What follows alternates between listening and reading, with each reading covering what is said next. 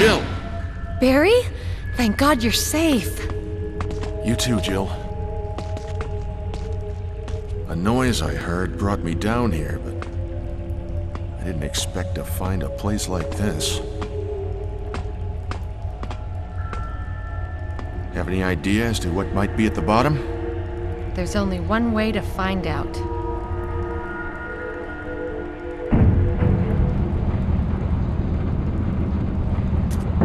Resident Evil.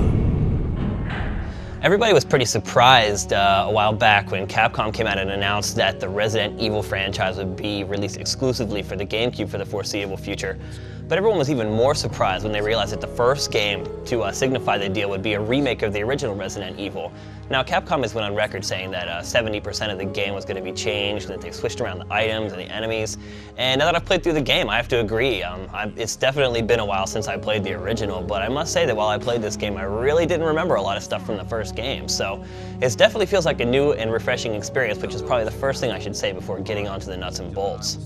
Now, the one thing that hasn't changed about the game is the gameplay. They've made a couple tweaks that make the game a little more fun to play and they give you a little more control, but at the same time, the base gameplay is still the same.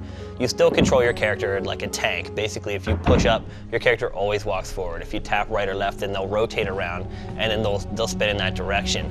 And you know, kind of they took a step forward with Devil May Cry, and you know, a lot of people maybe hope that they do the same thing with Resident Evil, but that's not the case.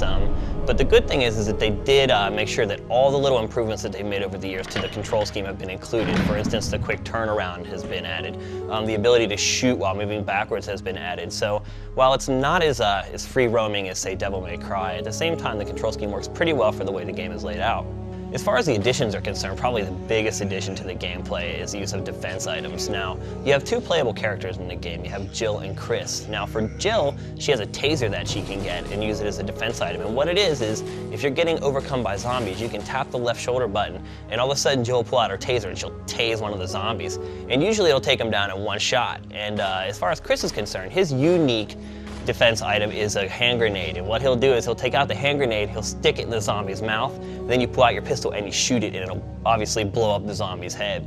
Now, between the two of them, they can also use knives, and basically they don't really kill the zombies, but they come in handy for just getting them off of you so you can get a little bit of space. Now, these little additions make a big difference to the game, and I was really surprised how much strategy it added to the gameplay.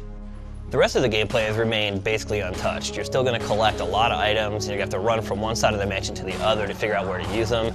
And you're still going to have to do a lot of box pushing throughout the game, which can definitely grate on the nerves after a while. But I think what it is that this game the whole structure of the game is built around this sort of puzzle element, and that there's really no way for them to just cash it in. So hopefully in the next few games, we'll get to see some changes as far as the gameplay is concerned.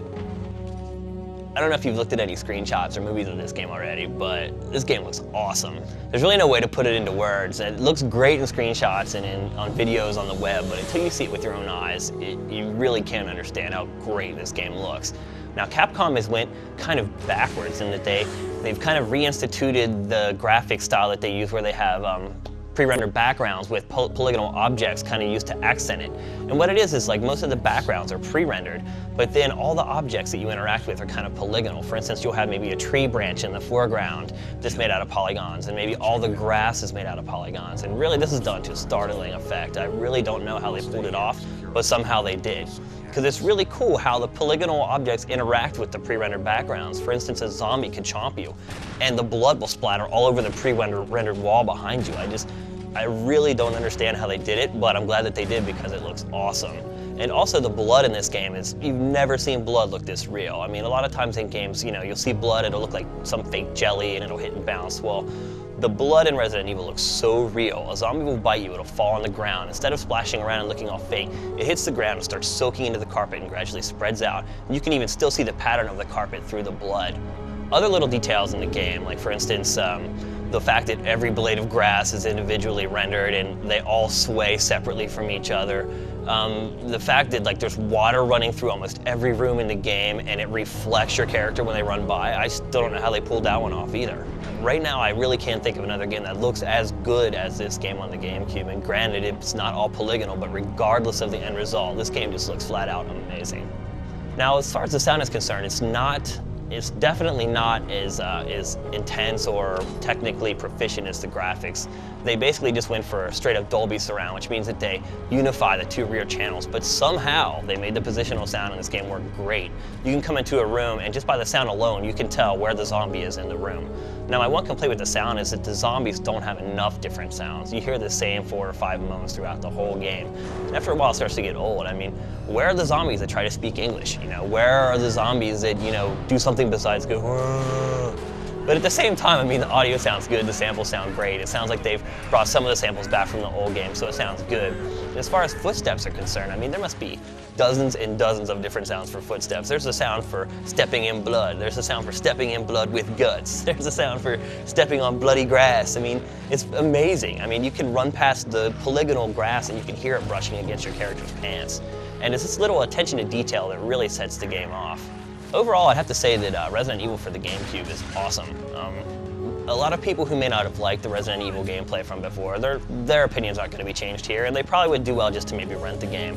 But anybody else who's really into maybe gore movies from the 70s, you know, the really great gore flicks like Evil Dead, will love this game. They will absolutely eat it up. So I definitely recommend to buy this game unless you absolutely hate Resident Evil or you hate survival horror games. And in that case, I still recommend to rent it.